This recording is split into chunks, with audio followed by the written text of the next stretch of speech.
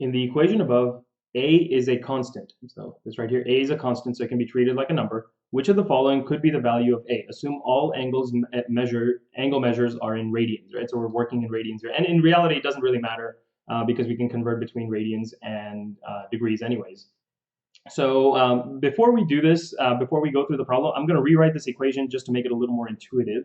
I'm going to say sine of theta is equal to sine of negative theta plus a. That's what I'm going to say. So this makes it a little more intuitive for us, and we can actually start by graphing this, right? So let's graph the equation for sine of x, and we'll do it in intervals of, I guess, pi halves.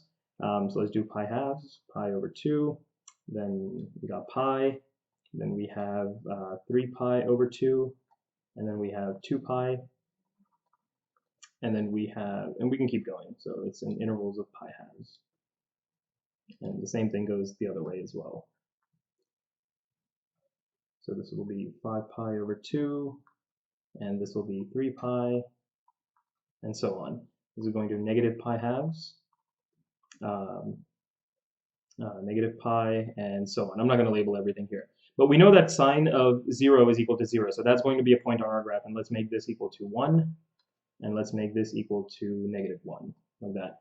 And so we're going to start with the graph of sine of theta, right? So sine of theta, sine of pi halves is equal to 1. So we know that this is going to be a point on our graph. Sine of pi is back down to 0. And you know what? Let's do this in a different color so it's easier to see. Let's change the color to, let's make it green. So our sine graph is going to be in green. So our sine theta is going to be in green right over here. All right, so our first point is right here. Sine of pi halves is equal to 1. Sine of pi is equal to 0. Sine of 3 pi over 2 is equal to negative 1. And then sine of pi half, or 2 pi is equal to 0, and that pattern continues, right? So will be here, then here, then here. And I'm not going to go through all of it. But if I draw out the graph, very roughly, forgive my terrible drawing, it'll look something like this.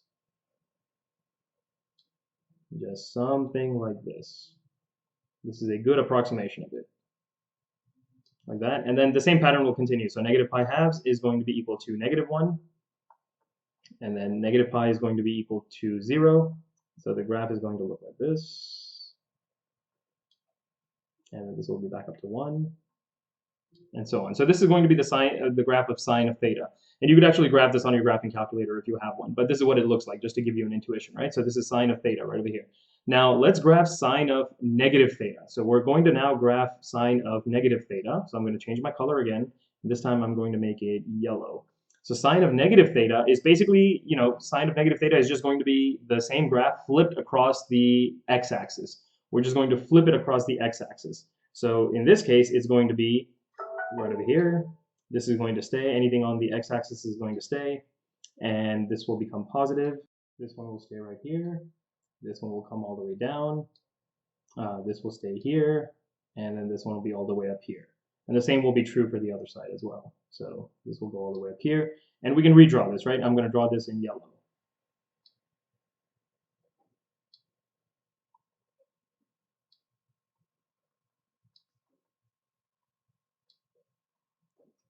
Again, terrible drawing, but it shows you the point we're trying to make. This will be here, and this will be down here. So this is sine of negative theta. That's what we're graphing over here, sine of negative theta. And you can see that there's a difference, right? So we know that there's a gap between the two. So in order to get this sine of negative theta, now if we're trying to graph sine of negative theta plus a, right? Sine of negative theta plus a, I'm going to put this in a different color again. We're going to put this in a blue color. So sine of negative theta plus a, and this has to be equal, this right here has to be equal to sine of theta. In order for this to be equal to sine of theta, the two graphs have to look exactly the same. So what I have to do is I have to move this point to this point over here. So I have to take this entire yellow graph and shift it that way by some amount a, such that they overlap. And the exact amount is going to be from here to right over here. Right? That's the amount I have to shift. That's my a. That's called a phase shift. I'm shifting it from, I'm moving it left and right. It's the horizontal translation that I'm doing. So it's basically going to be from 3 pi halves to pi halves, right? So all I need to do is find that difference. So 3 pi halves minus pi halves is going to be equal to 2 pi halves, which is going to be equal to pi, and that's our correct answer. The correct answer is pi. Pi is the correct answer there. And so this is a graphical representation of how this would be completed. So if you understand the graph of sine, you can understand the graph of if you understand the graph of sine of theta, you can understand the graph of sine of negative theta, and then you add the a to make it a phase shift. And you could do this with any two numbers, right? So you could have chosen to move this one in this direction as well, right? So you could have moved this one from here to here, and that could have worked as well. So in this case, you would do 5 pi over 2, which is this number right here, right? 5 pi over 2 minus 3 pi over 2,